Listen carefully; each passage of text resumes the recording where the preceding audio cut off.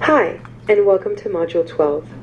In this module, we will gain a greater insight to the relationship between energy, matter, and gravity in the universe by analyzing the nature of the gravitational phenomena, black hole stars.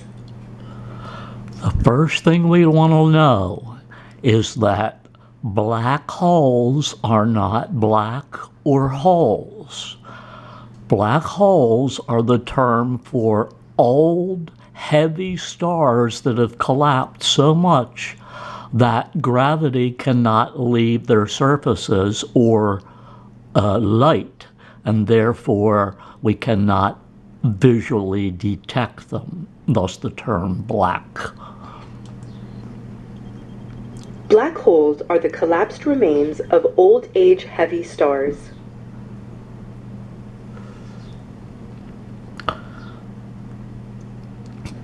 It was Einstein who first predicted the existence of such intense gravity fields throughout the universe. A black hole is the collapsed core of an old heavy star that has contracted so much and its gravitational field is so strong that nothing can reach escape velocity, not even light. Sorry, there are no hole stories. Hate to break it to you, but a black hole is neither black nor a hole. Again, welcome to astronomy.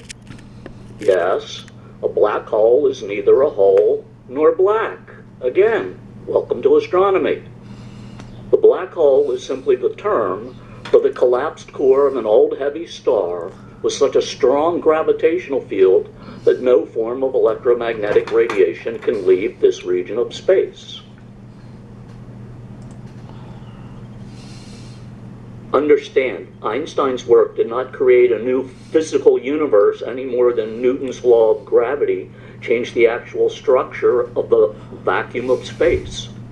Whatever gravity is, it did not start when Newton named this unknown invisible force that could hold objects together in the vacuum of space. Thus, Einstein's four-dimensional space-time concept is a mathematical model, not creation or change of the actual physical universe we exist in. Part of the revolution of Einstein and gravity is Newton just came up with his simple law of gravity, some mysterious force operating over a distance. But not until Einstein was there any attempt to explain what gravity was. And in Einstein's case, he explained it in mathematical terms as a curvature of space-time. In 1905, Einstein started a revolution in physics by stating that space and time are not separate entities. Historically, we used to think of the universe existing as a physical thing, and time was simply something man-made that we attached to it that had no bearing on the structure. Einstein, in his mathematical work, showed us that the universe is actually a form of energy, and all energy is slowed down matter, which is given to us in his famous equation E equals mc squared. That's special relativity. General relativity discusses the gravitational problem. General relativity mathematically treats space and time as a single entity, space-time.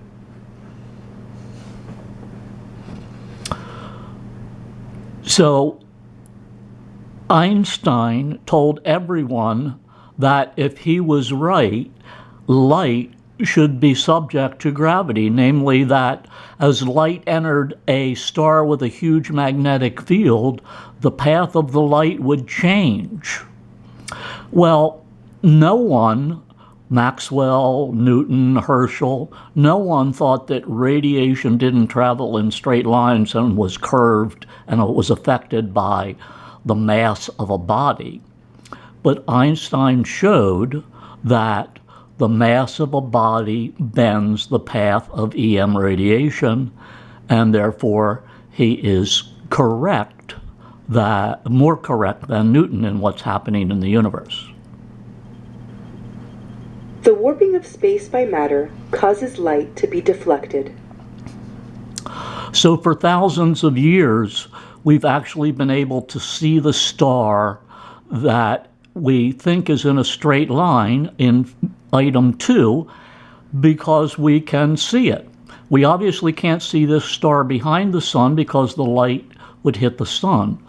But after 4 years of research, astronomers discovered that they had made a mistake and that their measurement of this star, number 2, was off by 1.75 arc seconds, and that actually put it behind the sun, which means since we're seeing it here on Earth, that the light path is actually bent in the gravitational field of the sun. So Newton was correct. Einstein was correct. The curvature of space-time changes the path and wavelength of light that passes near any matter. Please remember, Einstein developed a better mathematical model that explained the behavior of the universe than Newton's mathematical model. And therefore, that's why it was adopted. But again, Einstein did not change the nature of our physical reality.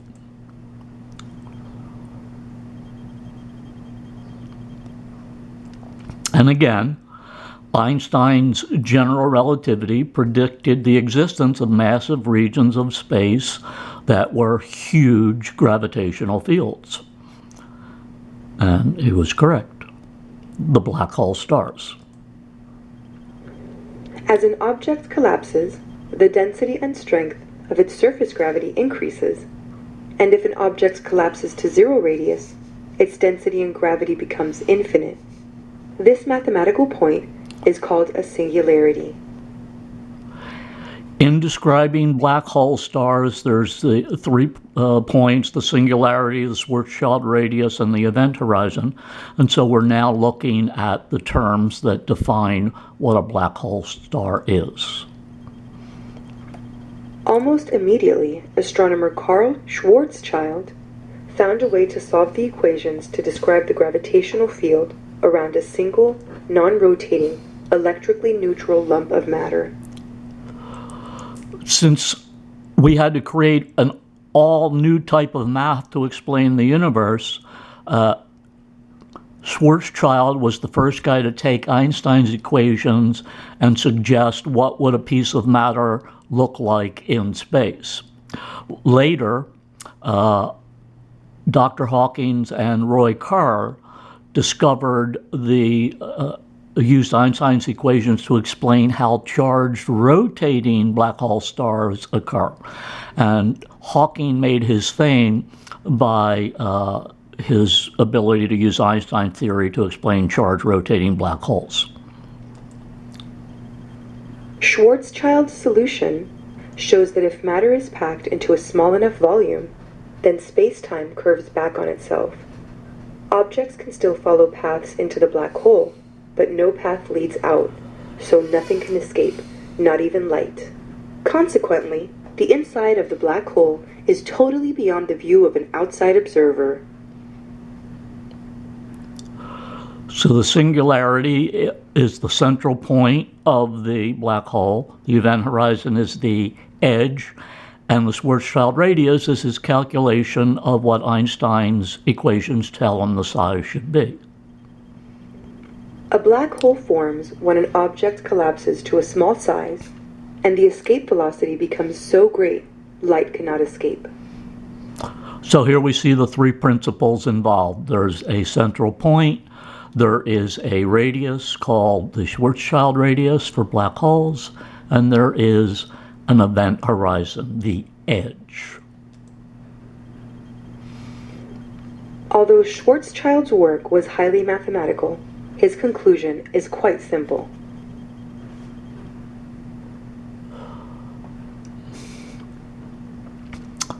So we've met all these numbers. We've met the gravitational constant. We've met mass. We've met c. And just do the math. And this table shows you how small the stars would be. If you would look at the bottom at Earth, for example, if you plugged it into Schwarzschild's equation, the size of the Earth would be reduced to 9/10 of a centimeter and still have the same gravitational force as the Earth has now. However, as the chart on the previous slide showed us, and as this chart sliding in shows us, if the size of our sun was shrunk to a black hole radius using Schwarzschild's equation, it would fit in an area less than 4 miles in diameter. And moreover, it would still have the same gravitational strength as it does now.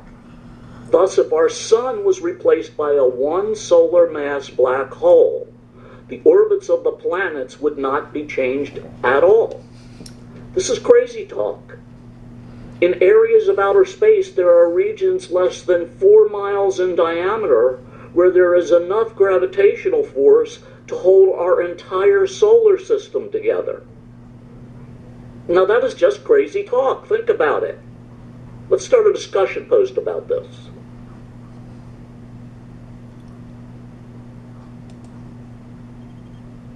It is a mistake to think of black holes as giant vacuum cleaners that will suck in everything in the universe. It is also a mistake to think that they are shaped like funnels. These graphs that look like funnels are physicists' fancy way of graphing three-dimensional shape in a two-dimensional structure. It does not represent reality, it's just mathematics. What it tells us is that the object on the right-hand side is a 5 solar mass hole, and so it has tremendous gravitational pull, whereas on the left-hand side we see an ordinary star and its gravitational pull. Black holes only possess 3 properties. They are mass, charge, and angular momentum. Wormholes are a hypothetical connecting passage between black holes and other places in the universe, or maybe a passage to a different universe. This is just a suggestion by Stephen Hawking. Please understand that this is not a scientific theory. To be scientific, a theory has to be disprovable. Einstein said light was bent by gravity. If he was wrong, then his theory failed.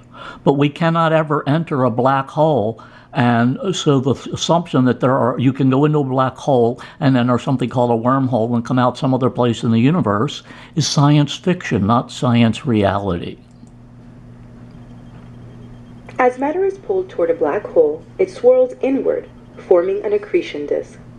Angular momentum of the falling gas and dust cause it to form an accretion disk around the hole.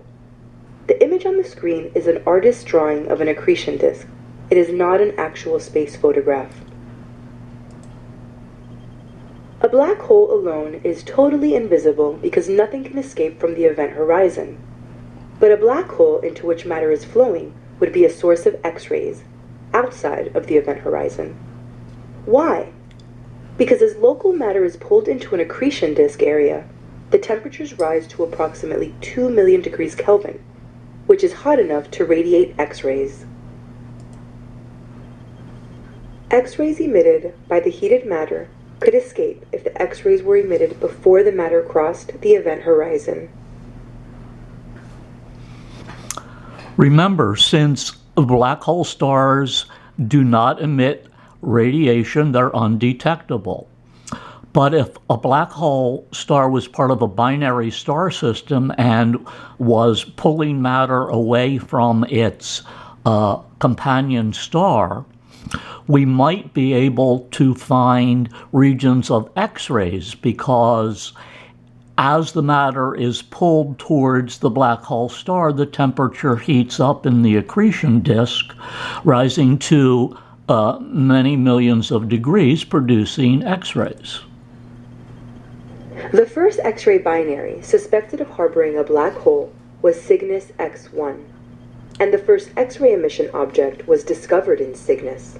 Cygnus contains a supergiant B0 star and a compact object swirling around this star with an orbital period of 5.6 days.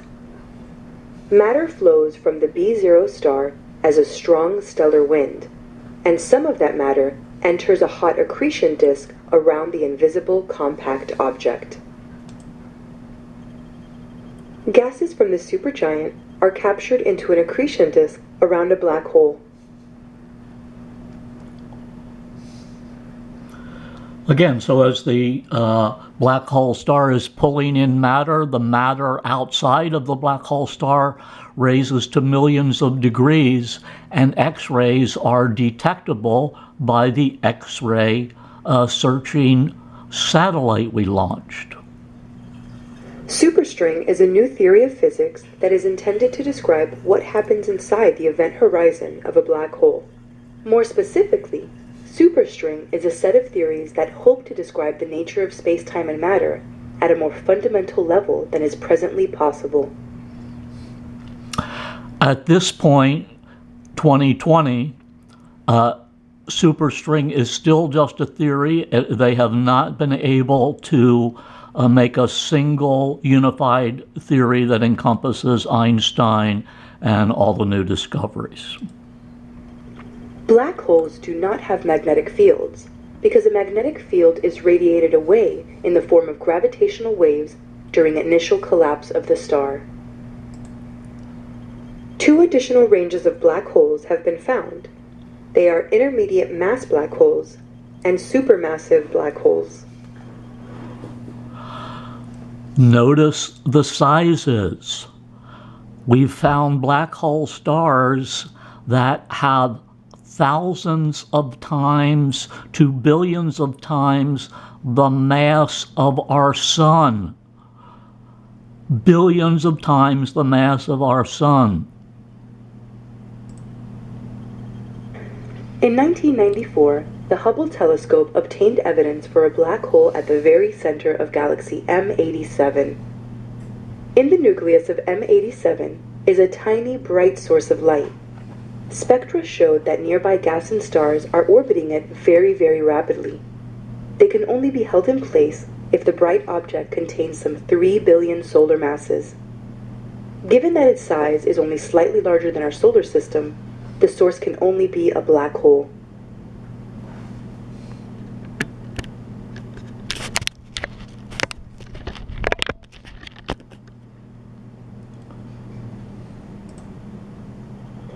Since 1994, over 30 galaxies have been examined for supermassive black holes. All of these galaxies have been found to contain such black holes, including our own Milky Way galaxy.